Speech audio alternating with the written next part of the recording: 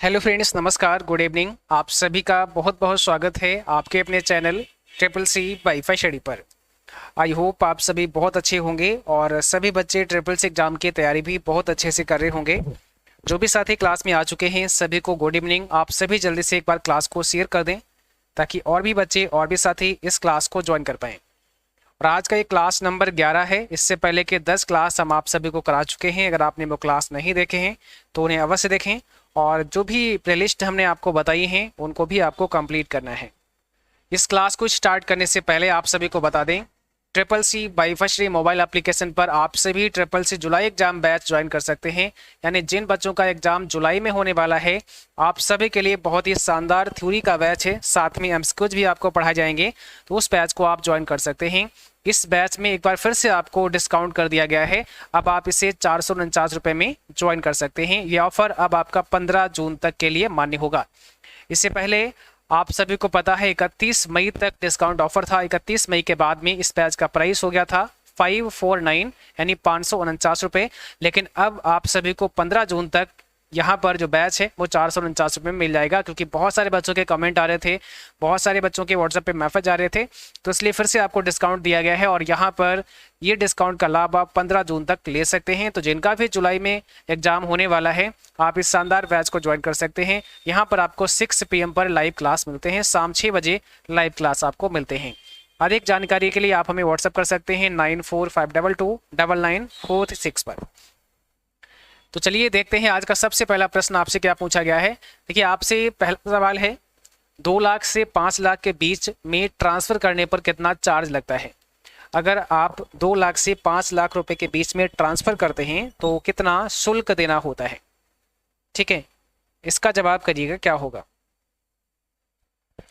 जो भी साथी क्लास में आ चुके हैं आप लोग एक बार क्लास को शेयर कर दें ताकि और भी बच्चे और भी साथी इस क्लास को ज्वाइन कर पाएं। यहाँ पर सही जवाब है ऑप्शन पहला 25 रुपीज़। ठीक है, 2 लाख से 5 लाख के बीच में 25 रुपीज़ लगते हैं। अगला सवाल है, कौन सा आउटपुट डिवाइस नहीं है, यानी इसमें से कौन सा एक ऐसा है जो आउटपुट डिवाइस में शामिल नहीं है। प्लॉटर, मॉनिटर, लाइट पेन या प्रिंटर, इसमें से कौन सा है जो कि आउटपुट डिवाइस नहीं है। तो इसका क्या होगा सही जवाब। यहाँ पर सही जवाब क्या होगा, ऑप्शन नंबर सी हो जाएगा, लाइट पेन। लाइट पेन क्या है, आउटपुट डिवाइस नहीं है।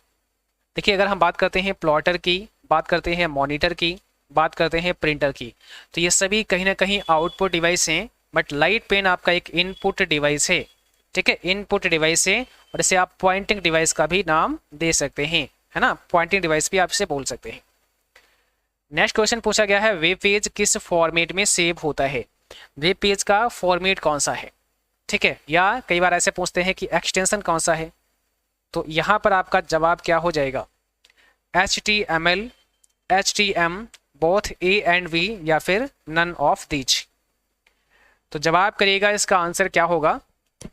जो वेब पेज होता है, देखिए अगर आपने HTML में प्रोग्राम लिखा होगा तो आपको शायद पता होगा, जब आप HTML में प्रोग्राम लिखते हैं, प्रोग्राम लिखने के लिए आप नोटपैड का इस्तेमाल कर सकते हैं, नोटपैड प्लस प्लस का इस्तेमाल कर सकते हैं, या और भी किसी टेक्स्ट एडिटर का इस्तेमाल कर सकते हैं। तो वहाँ पर जब आप प्रोग्राम बनाते हैं तो लास्ट में जब आप सेव करते हैं तो .html लगाते होंगे, है ना। आप जिस नाम से फाइल को सेव करते हैं लास्ट में .html आप यूज़ करेंगे, या फिर .htm भी यूज कर सकते हैं। ये दोनों एक्सटेंशन होती हैं। सो यहाँ पर आपका सी हो जाएगा बोथ A and V, यानी HTML या HTM में आप सेव कर सकते हैं, कोई प्रॉब्लम नहीं है। ठीक है, तो याद रखना है यहाँ पर तो आपका सी हो जाएगा ऑप्शन नंबर। अधिकांश आपको HTML ही मिलेगा, ठीक है, बट ये भी आपको ध्यान रखना है कि हम HTM में भी सेव कर सकते हैं। अगला सवाल है, IIoT का पूरा नाम क्या होता है। IIoT का फुल फॉर्म क्या होता है, इसका मीन क्या है, इसका मतलब क्या है। तो देखिए, इसका बहुत ही सिंपल सा मीन है, सिंपल सा मतलब है। इसका मतलब होता है इंडस्ट्रियल इंटरनेट ऑफ थिंग्स। एक तो आपका IoT होता है जिसे आप इंटरनेट ऑफ थिंग्स कहते हैं, इंटरनेट ऑफ थिंग्स, बट ये कैसा होगा, ये इंडस्ट्रियल इंटरनेट ऑफ थिंग्स होगा। ठीक है, इंटरनेट ऑफ थिंग्स तो है बट कैसा है, इंडस्ट्रियल है। ऑप्शन हमारा यहाँ पे होगा V। RTGS का पूरा नाम क्या होता है, फुल फॉर्म आपको बताना है। बताएं आप सभी बच्चे जो भी क्लास में हाजिर हैं, RTGS का फुल फॉर्म क्या होता है। इसका मतलब होता है real time gross settlement, option हमारा सी हो जाएगा। रियल टाइम ग्रॉस सेटलमेंट ये फुल फॉर्म होता है आरटीजीएस का। ठीक है, आगे देखो, लिब्रे ऑफिस राइटर में बुलेट ऑफ करने की शॉर्टकट कुंजी क्या होती है, यानी किस शॉर्टकट की से बुलेट पॉइंट को ऑफ कर सकते हैं। ऑन ऑफ अगर करना है आपको तो क्या करेंगे, यानी बुलेट पॉइंट आप डालना चाह रहे हैं या उसको हटाना चाह रहे हैं, तो क्या होगा इसका शॉर्टकट कुंजी, शिफ्ट F12। शिफ्ट F12 से आप क्या कर सकते हैं, शिफ्ट F12 से आप बुलेट पॉइंट को इंसर्ट करा सकते हैं और बुलेट पॉइंट को ऑफ भी कर सकते हैं, यही शॉर्टकट की होती है, तो इसका इस्तेमाल आप कर सकते हैं। अगला सवाल का जवाब करेंगे, लिब्रे ऑफिस कैल्क में फाइल का एक्सटेंशन क्या होता है। फाइल का एक्सटेंशन आपको बताना है, किस में पूछा है, कैल्क में पूछा है।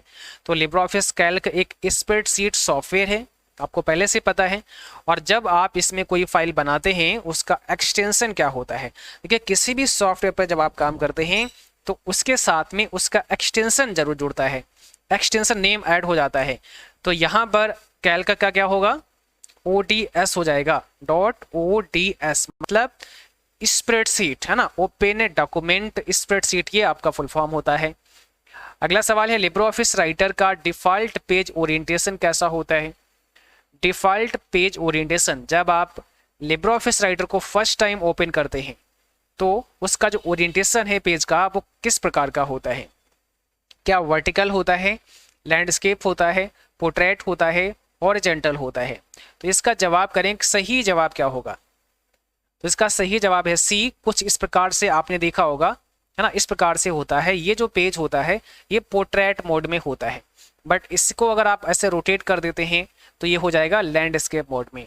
तो बाय डिफॉल्ट की यहाँ पे बात की गई है, बाय डिफॉल्ट यानी पोर्ट्रेट मोड में ही होता है। अगला सवाल देखो क्या पूछा है, यहाँ पे आपसे सवाल किया गया है, यूडेमी कॉर्सेरा किसके एग्जाम्पल हैं। ये जो यूडेमी है, कॉर्सेरा है, किस प्रकार की वेबसाइट है, किसके एग्जाम्पल्स हैं। ई कॉमर्स में आते हैं, सोशल नेटवर्किंग साइट हैं, कोई वेब पोर्टल हैं, या कोई ई लर्निंग पोर्टल या ई लर्निंग प्लेटफॉर्म है। जवाब करिए इसमें क्या होगा, क्वेश्चन नंबर 9 का सही जवाब। ये सभी बहुत ही पॉपुलर प्रश्न हैं जो आपके CCC NELET एग्जाम में आते हैं, अक्सर पूछे जाते हैं। तो यहाँ पर सही जवाब है ऑप्शन डी, ई लर्निंग है, ये सब ई लर्निंग प्लेटफॉर्म हैं। अगला सवाल है, बाइनरी नंबर सिस्टम का आधार निम्न में से कौन सा है। ठीक है, तो बाइनरी नंबर सिस्टम का आधार बताना है आपको, बेस बताना है कितना होता है। बाइनरी नंबर सिस्टम का बेस कितना होता है। कंप्यूटर की जो भाषा है वो मशीन लैंग्वेज है, और मशीन लैंग्वेज में लिखा जाने वाला कोड बाइनरी कोड कहलाता है। और बाइनरी कोड का जो बेस पूछा है आपसे वो होगा 2। यहाँ पर जो कोड आपका होता है, जो डिजिट आपके होते हैं वो 0 और 1 हो सकते हैं, तो 0 और 1 की फॉर्म में ही हमें लिखना पड़ता है। इसका मतलब इसका बेस कितना होगा, 2 होगा। अगला सवाल है, निम्न में से कौन सी मेमोरी सबसे तेज कार्य करती है, सबसे फास्ट कौन सी मेमोरी कार्य करती है। देखिए जब ऐसे कभी सवाल हों तो ये डिपेंड करता है कि हमें ऑप्शन कौन से दिए गए हैं। जो हमारे पास ऑप्शन होते हैं उन्हीं के अकॉर्डिंग हमें जवाब ढूंढना होता है। अब ऑप्शन देखोगे तो यहाँ यस रैम दिया गया है, एक डी रैम दिया गया है, और एक एसडी रैम दिया गया है, और एक नन ऑफ द अबव का ऑप्शन दिया गया है। तो एस रैम का मतलब होता है स्टैटिक रैम, डी रैम का मतलब होता है डायनेमिक रैम। एसडी रैम जो है डी रैम का ही एक टाइप है। तो यहाँ पर अगर हम सबसे तेज मेमोरी की बात करें तो आंसर हमारा यस रैम हो जाएगा, जिसे हम स्टैटिक रैम बोलते हैं। यस रैम आपका करेक्ट आंसर हो जाएगा। ठीक है, चलो तो यहाँ पर आपका सही जवाब होगा option number D, job and business. ठीक है, लिंक्डइन किसके लिए इस्तेमाल होता है, जॉब एंड बिजनेस के लिए इस्तेमाल होता है, ऑप्शन नंबर डी हो जाएगा। लिंक्डइन एक सोशल प्लेटफॉर्म है, बट यहाँ पर आपको रोजगार भी आप यहाँ खोज सकते हैं। ऐसा भी सवाल आता है कि आप किस प्लेटफॉर्म पर, किस सोशल प्लेटफॉर्म पर आपको रोजगार मिलता है, तो यहाँ पर रोजगार भी आप सर्च कर सकते हैं, इसलिए यहाँ पर डी हो जाएगा, जॉब एंड बिजनेस। अगला सवाल का जवाब करेंगे, लिब्रे ऑफिस में फंड के आकार को बढ़ाने की शॉर्टकट कुंजी क्या होती है। आप किस कुंजी से फंड के आकार को बढ़ा सकते हैं, फंड साइज को इंक्रीज कर सकते हैं।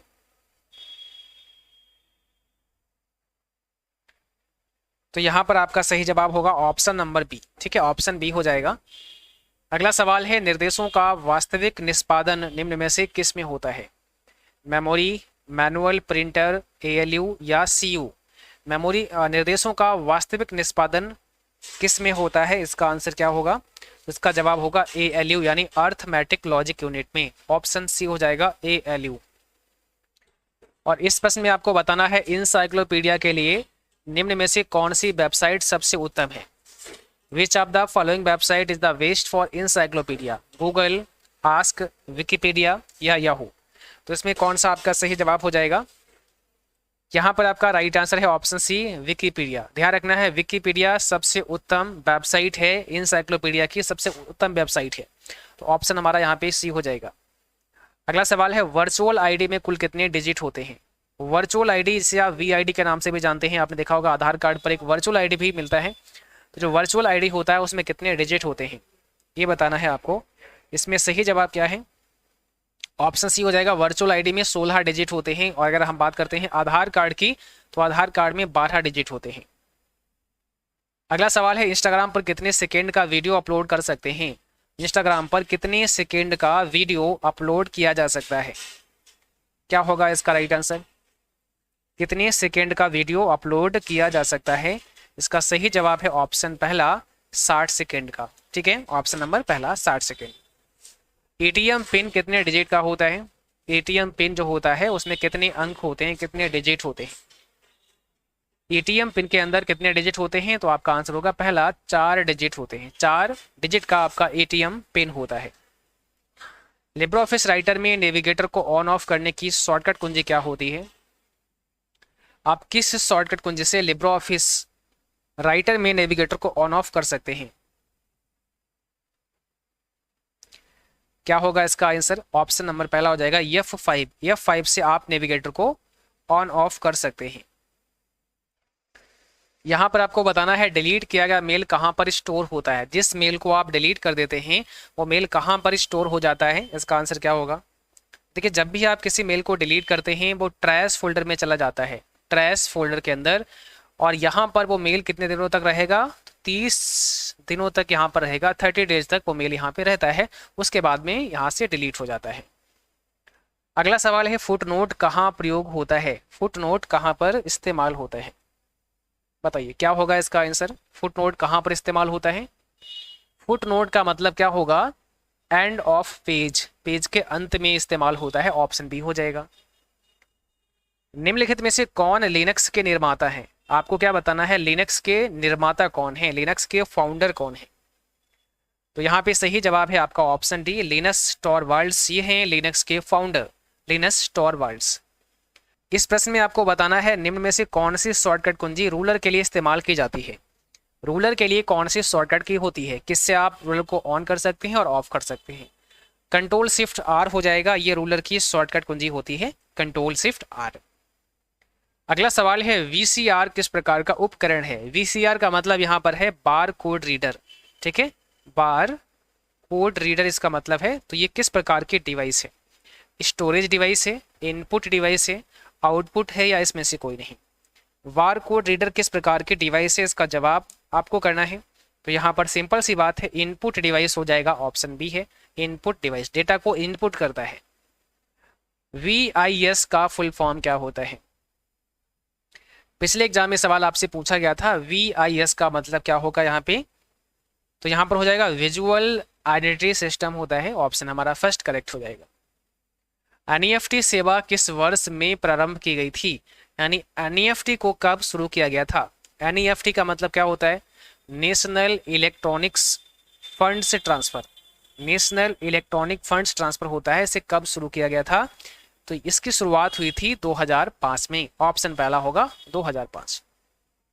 अगला सवाल है निम्न में से कौन सी डिवाइस बतौर इनपुट आउटपुट दोनों डिवाइस के रूप में कार्य करती है? यानी कौन सी ऐसी डिवाइस है जो इनपुट और आउटपुट दोनों के रूप में काम करती है? मॉडेम, लाइट पेन, CD-ROM या माउस?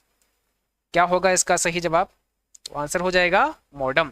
ठीक है, मॉडेम ऐसी डिवाइस है जो इनपुट और आउटपुट दोनों रूप में काम करती है। मॉडेम का फुल फॉर्म होता है मॉड्यूलेटर, डिमॉड्यूलेटर। ऑप्शन हमारा यहाँ पे पहला होगा मॉडेम। तो आज की क्लास बस यहीं तक थी। उम्मीद करता हूँ आप सभी को क्लास पसंद आई होगी, क्लास अच्छी लगी हो। इसको लाइक करना है, शेयर करना है और जो साथी चैनल पर पहली बार हैं आप सभी को सब्सक्राइब करके बेल आइकन भी प्रेस कर लेना है ताकि नोटिफिकेशन भी आप सभी को मिलते रहें। और जो पुराने क्लास हैं उनको भी आपको रिवाइज करना है। जैसे मैं एक बार फिर से आपको बता देता हूँ, बहुत सारी प्लेलिस्ट आपको हमारे चैनल पर मिलेंगी जहाँ पर आपको CCC 14 days advance crash course complete करना है, ये पहला प्लेलिस्ट है। दूसरा प्रीवियस ईयर जो पेपर हैं उनको हमने सॉल्व किया है, वो आपको सॉल्व करने हैं, उनको आपको पढ़ना है। और थर्ड आपको लिब्रो ऑफिस नाम की प्लेलिस्ट को कंप्लीट करना है। लिब्रो ऑफिस में बहुत सारे क्लास होंगे जैसे राइटर, कैल्क और इम्प्रेस, ये सारे क्लास आपको देखने हैं। और इस सीरीज में जो हम आपको पढ़ा रहे हैं उसको आपको कंप्लीट करना है। जिन बच्चों को ई बुक की आवश्यकता है डिस्क्रिप्शन बॉक्स में ई बुक का लिंक दिया गया है जहां से आप ले सकते हैं। और जो बच्चे CCC बाईफेस्टी मोबाइल एप्लीकेशन पर पेड बैच ज्वाइन करना चाहते हैं तो आप ज्वाइन कर सकते हैं। 15 जून तक के लिए डिस्काउंट को बढ़ा दिया गया है। 15 जून तक आप इस बैच को ओनली 449 रुपये में ही ज्वाइन कर सकते हैं। तो आज के लिए बस इतना ही, मिलते हैं नेक्स्ट क्लास में, तब तक के लिए bye bye, good night, thank you.